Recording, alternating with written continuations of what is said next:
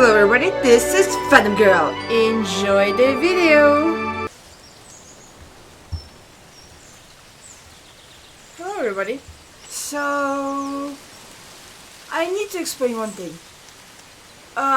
One problem came, the game didn't save and I have to start from the beginning, which I'm gonna do right now, but you're not gonna see it. I will see you at the place where we ended. And I'm catching up without my companion. So, also, I tried to download a file from the internet where it's 100% playthrough, so I could see if I can start from that point where I ended. But that didn't help me, but it did activate something very interesting. Now if you start a new game, you can see that the person who created this game talking and explaining some stuff how he made it. So I'm gonna just record these parts where he talks. You're not gonna see the whole game again. So, enjoy. Hi, my name is David Whaley, and I'm the creator of the first tree. I also voice a character named Joseph. So I just wanted to introduce you to this commentary mode, tell you that you can find interesting things about how I made this game by touching the speech bubbles you see in the world. So I hope you enjoy it.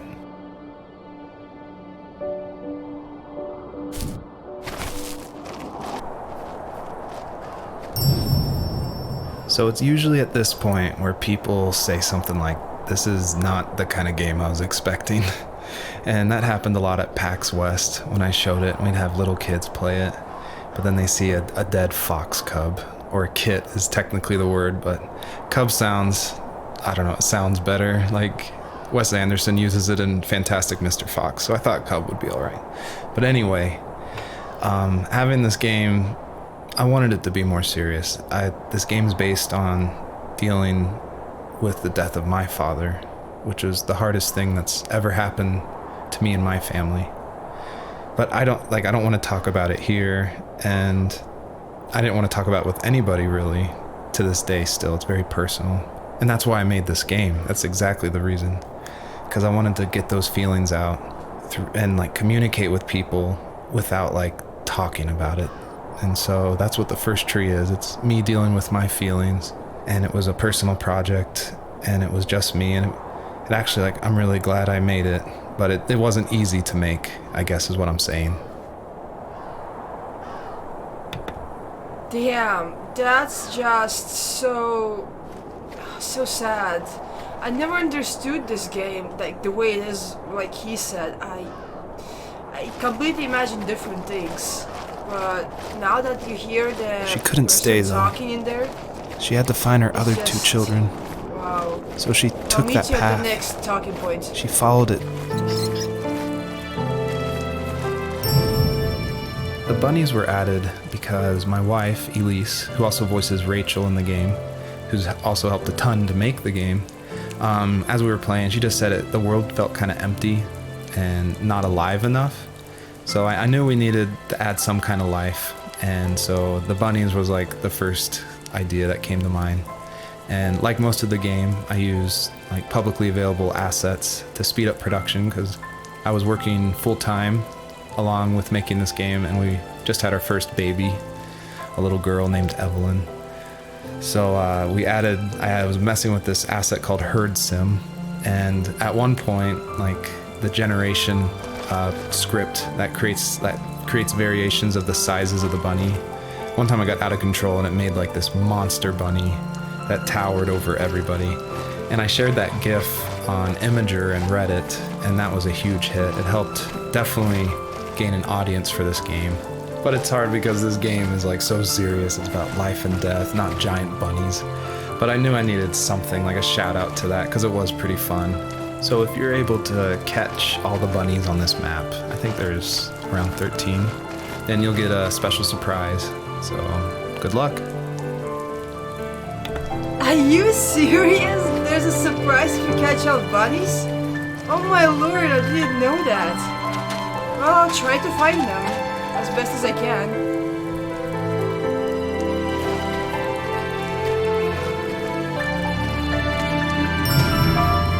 I feel like one of the best ways to make an exploration game feel worth it or to reward the players to have as many secrets as possible.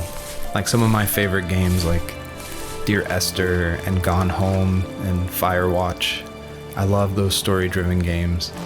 And they're kind of like these mystery boxes where if you put in a lot of effort, if you look closely, the world reveals itself to you better. So there are like secrets in the first tree. See if you can find one of these hidden items by digging around in these unmarked spots around this area. What?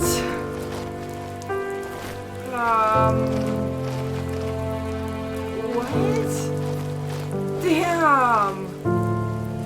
Okay. Dig, he said.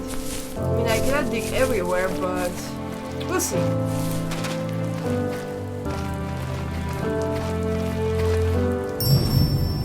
I feel like one of the main reasons people play small indie games is because they are so personal and intimate.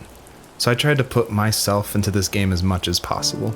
So almost all the vignettes or little stories you hear in this game, they come from my childhood, where I grew up in the middle of nowhere in Central Virginia in the United States. So yeah, that's probably why I love games like this so much, where you explore this open, wide environment and just find interesting things, because that's exactly what I did as a kid.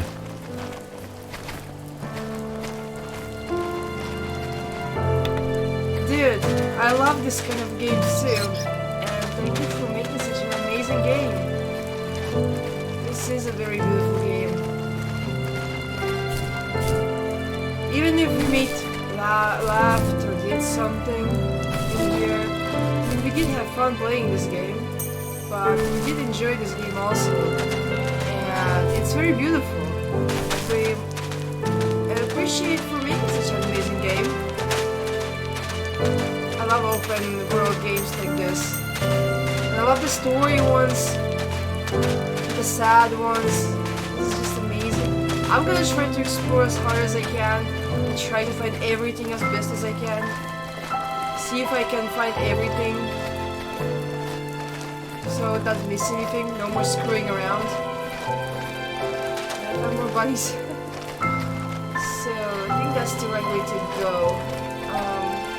Well, I guess I go back first and collect other stuff. See ya next part. A lot of people have gotten confused why Joseph's father is called a sourdough, and it's not stated outright at the beginning of the game, but Joseph and his dad, they grew up in Alaska. And I don't have a real connection to Alaska except through friends who lived there, and it was also the place that me and my dad were gonna go right before he passed away.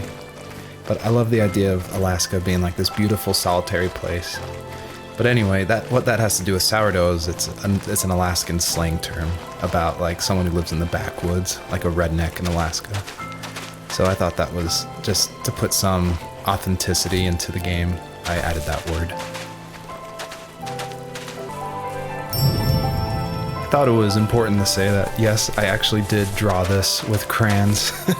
And it was just funny to me one day that I was like, I'm working on my game, and I pulled out my little 1-year-old's like crayon set to draw this item for this game. I just realized just now that I probably threw away the original. I probably should have kept it and given it away to somebody, but oh well. That's amazing. Oh man. Now I'm thinking, why did I jump down? I can't get these things out of bed. Gotta go grab them.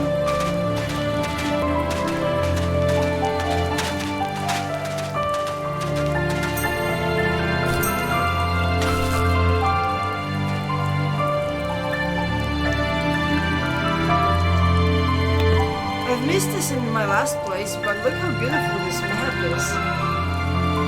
I don't know if I found all the bunnies, but I explored everything.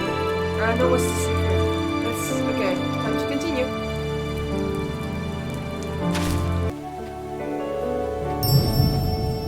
This is the level that I showed at PAX West, which was a crazy dream come true that this hobby project was being shown next to all these amazing indie games. So I decided to show this level because it's smaller, There's like some jumping puzzles, and I thought it was a good entry into the game.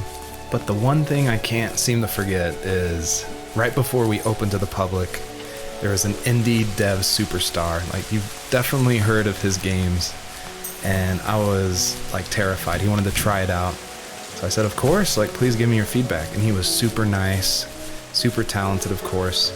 But this embarrassing bug happened, which I'd never seen before in my life, where when he dug the item up, he jumped right after, and it created the dust cloud to permanently be on the rest of the level. It wouldn't turn off. So it looked like this fart cloud following the fox as it just kept running with this beautiful music and serious voiceover. And it was horrible. I think about that every time I look at this level. But, you know, I was able to fix it, so I'm glad someone could at least find that bug. Oh my lord. That probably would be so embarrassing to see that, and nerve-wracking. I can imagine that. But I mean, that sounds was amazing. I mean, glitches are not the end of the world. It's fun to see them. I was actually thinking, Foxfire? What is that name right now? Now I understand.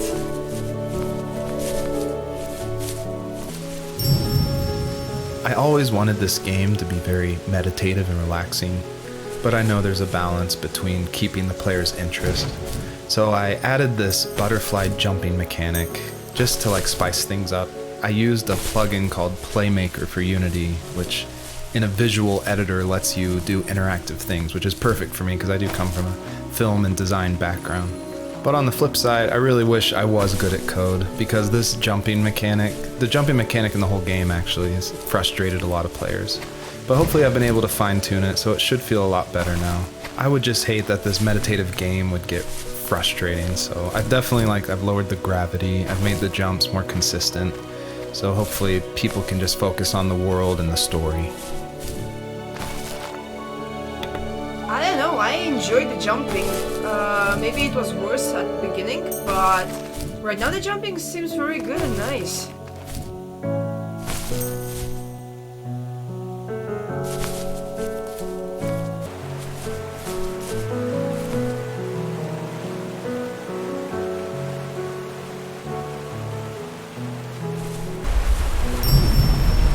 You may have noticed there's a little pond here, and believe it or not, I tried everything I could to get swimming working in this game, and I just could not do it, unfortunately.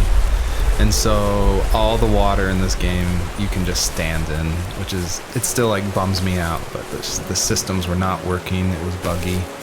So I just had to throw it out, which, you know, I think it's okay. Like, I wish it was there, but again, the focus of this game is on the story. Fine, I think, because swimming is not that important. I mean, I like games where you can swim, but this is not a bad thing either. I mean, I like the waterfall, you don't have to make everything swimming. My biggest hope for the players that are playing is that they realize how similar these two parallel stories are, of this fox looking for her missing cubs, and also of this son reconnecting with his father. And so I try to add little touches in the voiceover and in the environment to help draw those parallels, even if they seem totally dissimilar. A big example is the truck, for instance, that Joseph grew up with. It's purple and yellow like the butterflies for this fox. So I tried to add as many touches like that throughout the story as possible.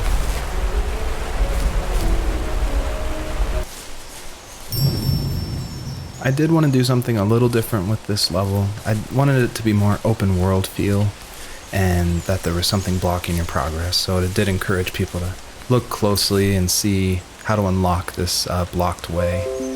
And I do like just walking around this level and listening to the beautiful music by Josh Kramer. His work really sets the mood for the whole game. When I first played this part, I got so lost in this area, and I was like, I hate this place. But honestly, if you play it more often, it's not that bad. Now I know my place around this area, and I would say it's not bad. and I would not get lost anymore.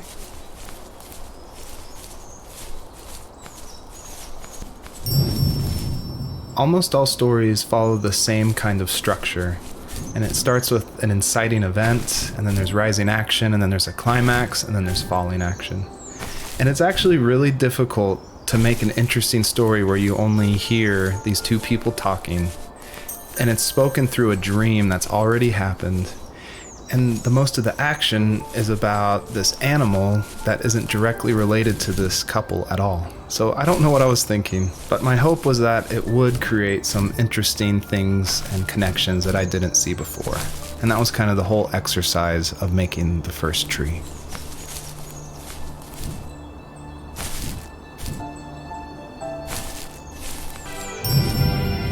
Earlier I said I just love going through video games and exploring, like looking at every nook and cranny and just trying to find little details. And I think that started because in middle school and high school, I would make mods for my favorite games, namely Jedi Knight, Jedi Outcast, and Far Cry. And I loved like this huge world of mod makers who would make these levels, and it'd be like the most random creative things, and I would just love exploring, usually multiplayer levels by myself. So even though I went to college for film, before that, like before high school, I was making video games and mods, and it was my favorite thing in the world. I made a ton of different levels. I made an abandoned space hotel with a dance floor and cafeteria. I made a haunted campground with cabins and tents. I made this whole city with like the first ever day-night cycle with running showers and stuff in the hotel and the apartment buildings. And I just loved making those mods, and I think that carries over to my game, the first tree, and also the one before that, Home is Where One Starts, which is it's exploration. You're just looking around and appreciating the details. Honestly, when I play games, I like to pay attention to every single detail also. Because games are such an amazing creation, and especially this kind of games where you have to explore, like enjoy story and everything. Every detail matters. I don't think the first tree could work at all without the music by Josh Kramer. And his music, it's actually publicly available to license, and so it was affordable for me since this was a hobby project. And it's something I like to tell new indie developers all the time, like, you can't afford that composer, you can't afford a full-time programmer. You need to cut corners and finish your game, and the way to do that is to use these amazing publicly available assets that anyone can purchase and license. And so his music is incredible, and I actually haven't talked to him that much, I've just emailed him. But his music was nominated for Most Emotional Music at the Emotional Game Awards in France, and he's just a really nice guy. And I think there's so much amazing content out there that if you're thinking of making a game, like, look around and see what you can make work on a tight budget, because it worked really well for the first tree. Even at my most distant, at the times when I detested him the most, he kept reaching out. For a year straight, he asked me every week when we were going camping.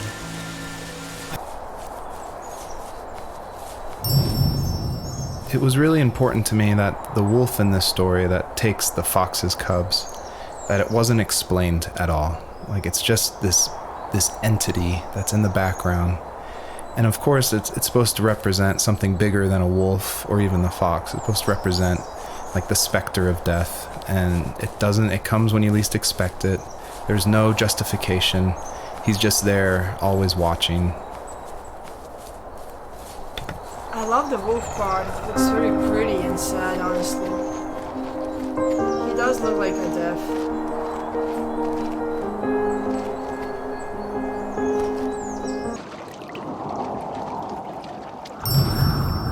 Hello, my name is Elise Whaley, and I was the voice actress for Rachel. I'm also David's wife, so that was convenient for working together. I was actually the voice actress for his first game, Home is Where One Starts, and I guess that I did a good enough job that David wanted me back, so I did the voice acting for this one as well.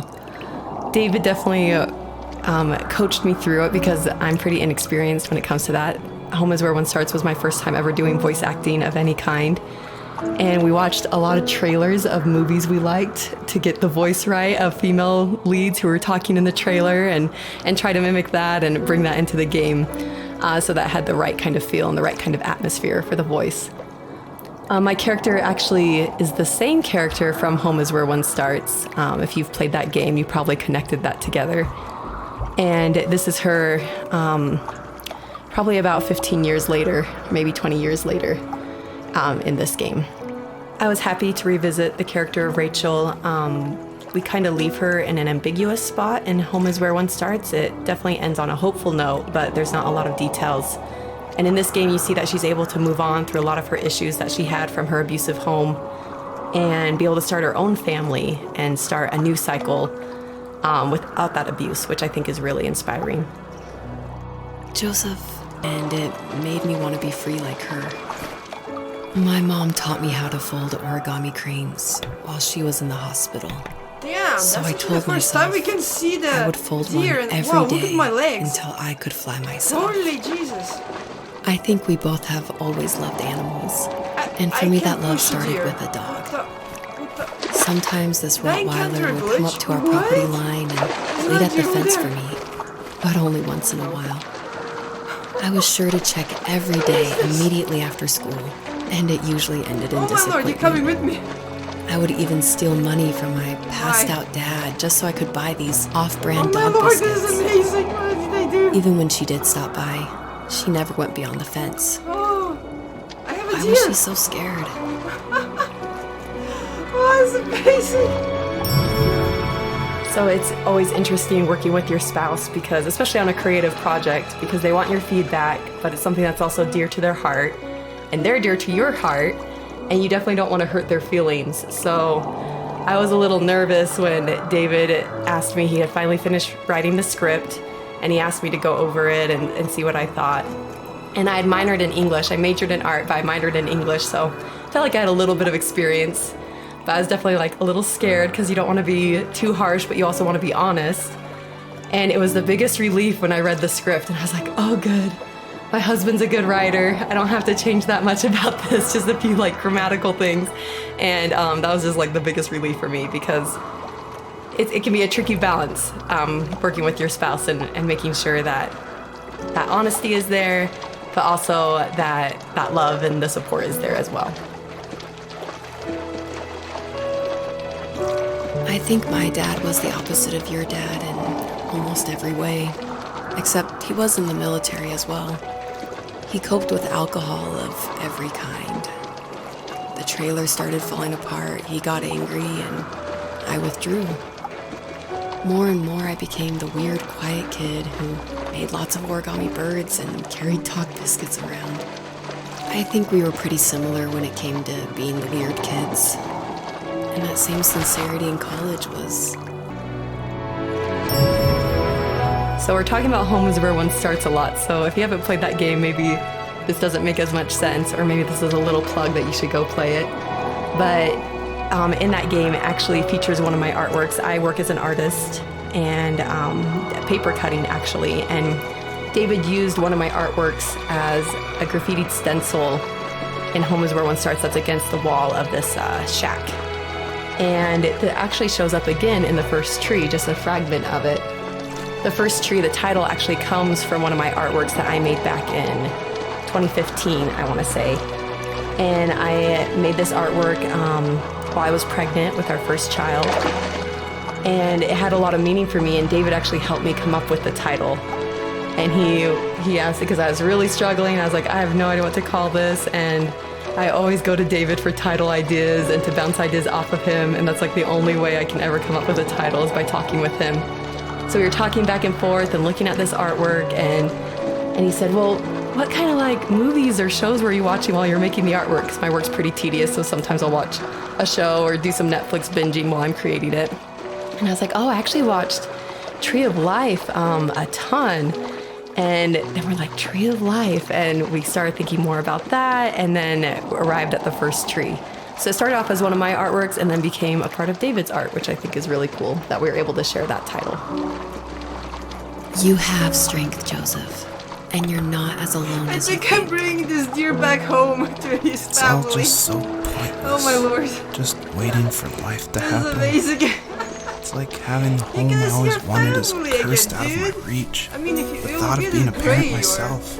How could I do that when I couldn't even be Sorry, a I good can't son? focus right now with I'm this sorry. funny glitch. I know what you're saying. I just don't know And I how already things heard will this work part of the out. story. These when I played quiet this part. hours will turn into years. Oh my lord. We'll wonder which roads passed us by. Then we'll forge a new road together. Besides, I discovered for myself that one fateful morning where any Don't go hopeful anywhere, road leads dude. to. There may be thorns and mist, I'm but just gonna explore. it always Don't leads go to the same anywhere. thing. Got it? And what's that? Oh my. family. I'm so glad that you're part of my family, Rachel. Okay, can you find And I'm this glad there? you're part of mine. Okay, there's something should be there. Stay here, don't move. A question I get a lot is why a fox? And it ties into just how important family is for me. And Fox is actually a family name from my wife's side, from Elise. And she always heard about the legacy of the Fox family. And because of that, growing up, it was her favorite animal. She even made these 2 wooden foxes for our wedding cake toppers. So I thought it would be cool to have that animal in the game while these 2 people are having this conversation in the middle of the night. That explains the fox, but I swore that last time when I played here there was a star here. Oh, there it is. 99. So last time I've missed a lot of stars. Interesting. Okay, Mr. Deer, I hope you're gonna be still there. Mr. Deer, Mr. Deer, Mr. Deer. Are you there? I can't see because of the glitch. Yes, you are. How the hell did I do that glitch? How? It's just mind blown. Okay, you're coming with me. I have to show this to Sky. He's gonna join me at the last part where we ended last time. Oh Jesus. This is amazing. Hey, you're home! See, this is your family. I hope this guy has a CD in here. To explain this deer area. I would love to hear that. Hi everyone, I brought your friend here. I know he's a little bit black or gray, but I don't know, dark color or something, I don't know, but yeah, I think you will have fun, right? I'll just put you next to this one. There, have fun. I'm sure you will have fun. I just brought you home. For one of the parts wants me to bring this guy with me, but he belongs here. So bye. Maybe someday I'll play this game again and I find this glitch again, then I will bring him completely into my journey. But for now, you have to stay here, my friend. It's so fun. I didn't see any recordings about this area. Be on top. Sadness. Really was looking forward to the one explaining this area.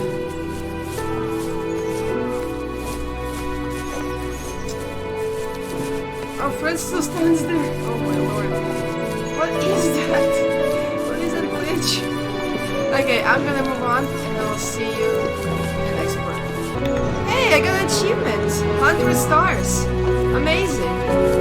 And our friend's still there.